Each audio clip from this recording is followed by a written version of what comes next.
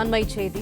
டாஸ்மாக் முறைகேடு தொடர்பாக விசாரணை நடத்தப்பட்டதில் பார் டெண்டர் விடுவதிலும் முறைகேடு நடந்துள்ளது கண்டுபிடிக்கப்பட்டதாக தகவல் வெளியாகியுள்ளது. கூடுதல் தகவல்களை தருகிறார் எமது செய்தியாளர் கதிரவன். கதிரவன், வணக்கம். முழு விவரங்கள் என்ன?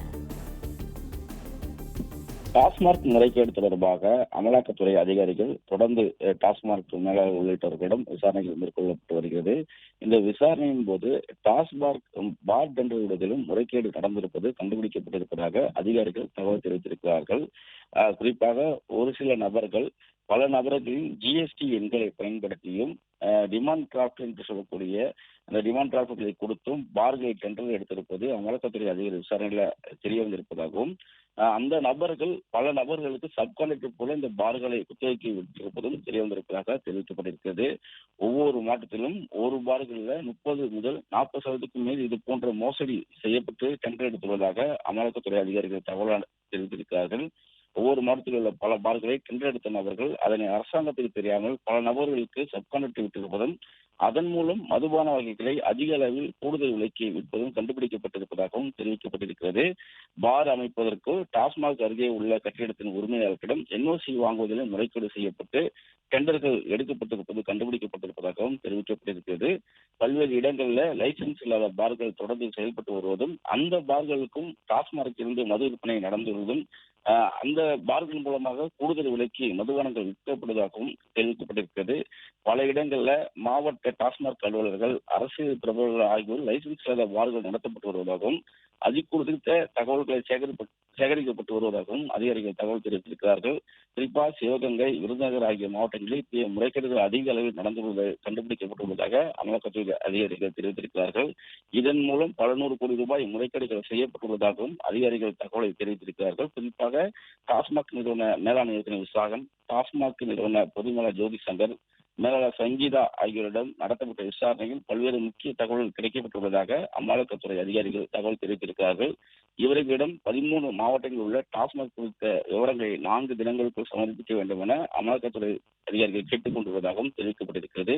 நேற்றும் ஜோதி சங்கர், சங்கீதா உள்ளிட்டவரிடம் விசாரணை நடத்தப்பட்டு அவரிடம் இது குறித்த தகவல்களை கேட்டுள்ளதாகவும் அதிகாரிகள் தகவல் தெரிவித்திருக்கிறார்கள். 16, 17 ஆகிய தேதிகள் அமலாக்கத்துறை சோதனை நடத்தியதற்கு பிறகு தற்போது வரை 33 நபர்களுக்கு அமலாக்கத்துறை அதிகாரிகள் சம்மன் அளித்திருப்பதாகவும், அதில் 20க்கும் மேற்பட்ட நபர்கள் பார் டெண்டர் முறைகேடு தொடர்பாக பார் டெண்டர் எடுத்த ஒப்பந்ததாரர்கள், டெண்டருக்காக டிடி எடுத்து பயன்படுத்தப்பட்ட ஜிஎஸ்டி நம்பர் உரிமையாளர்கள், மாவட்ட டாஸ்மாக் அலுவலர்கள் என சம்மன் 20 பேருக்கு கொடுக்கப்பட்டிருப்பதாகவும் அதிகாரிகள் தரப்புல தெரிவிக்கப்பட்டிருக்கிறது. அவர்களிடம் விசாரணை நடத்தப்பட இருப்பதாகவும் தெரிவிக்கப்பட்டிருக்கிறது. சம்மன் அளிக்கப்பட்ட நபர்கள் நடத்தப்படும் விசாரணையின் முடிவில் டாஸ்மாக் முறைகேடு மட்டுமில்லாமல் டாஸ்மாக் மையமாக வைத்து நடத்த பார் டெண்டர் முறைகேடும் மிகப்பெரிய அளவில் வெளியேறும் என்றும் அதிகாரிகள் தரப்புல தெரிவிக்கப்பட்டிருக்கிறது. ஏற்கனவே 1000 கோடி அளவில் டாஸ்மாகில் முறைகேடு நடந்திருப்பதாக அமலாக்கத்துறை குற்றம் சாட்டி வரக்கூடிய நிலையில தற்போது பார் டெண்டர் விவகாரமும் பெரிய அளவில் பேசப்படும் என்றும் அதிகாரி தரப்புல தெரிவிக்கப்பட்டிருக்கிறது. தொடர்ந்து விசாரணை நடைபெற்று இறுதியில் அறிக்கையாக வெளியிடப்படும் என்றும் அதிகாரி தரப்புல தெரிவிக்கப்பட்டிருக்கிறது. சில இடங்களில் ஒரே நபர் பல நபர்களின் ஜிஎஸ்டி எண்களை பயன்படுத்தியும் அவர்கள் அதன் மூலமாக டிமாண்ட் டிராஃப்ட்களை கொடுத்து பார்களை டெண்டர் எடுத்திருப்பதும் அமலாக்கத்துறை அதிகாரிகள் விசாரணைகளை கண்டுபிடிக்கப்பட்டிருப்பதாகவும், அந்த நபர்கள் மையமாக வைத்து அதன் கீழ் உள்ள சப்கான்ட்ராக்டர்களுக்கு அந்த பார்களை குத்தகைக்கு விட்டு அதன் மூலமாக பணம் ஈட்டி இருப்பதும் விசாரணைகள் கண்டுபிடிக்கப்பட்டிருப்பதாகவும் தெரிவிக்கப்பட்டிருக்கிறது. 30லிருந்து 40% மேல் இதே போன்ற மோசடி செய்யப்பட்டு டெண்டர்கள் எடுக்கப்பட்டுள்ளதாக அமலாக்கத்துறை விசாரணைகள் தெரிய வந்திருப்பதாகவும் தெரிவிக்கப்பட்டிருக்கிறது. இதுவரை சம்மன் கொடுக்கப்பட்ட பலரில் இந்த டெண்டர் முறைகேடு தொடர்பாக அதிக அளவிலான நபர்கள், 20க்கும் மேற்பட்ட நபர்கள் இந்த பார் டெண்டர் முறைகேடு தொடர்பாக சம்மன் கொடுக்கப்பட்டு அவர்களிடம் விசாரணைகள் நடைபெற இருப்பதாகவும் அதிகாரிகள் தரப்புல தெரிவிக்கப்பட்டிருக்கிறது.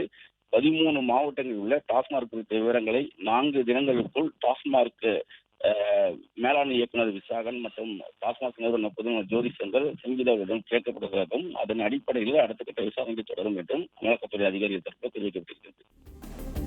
பிளே ஸ்டோர் மற்றும் ஆப் ஸ்டோரில் இருந்து பாலிமர் செயலியை QR கோடு மூலம் பதிவிறக்கம் செய்யுங்கள். செய்திகளை உடனுக்குடன் பெறுங்கள்.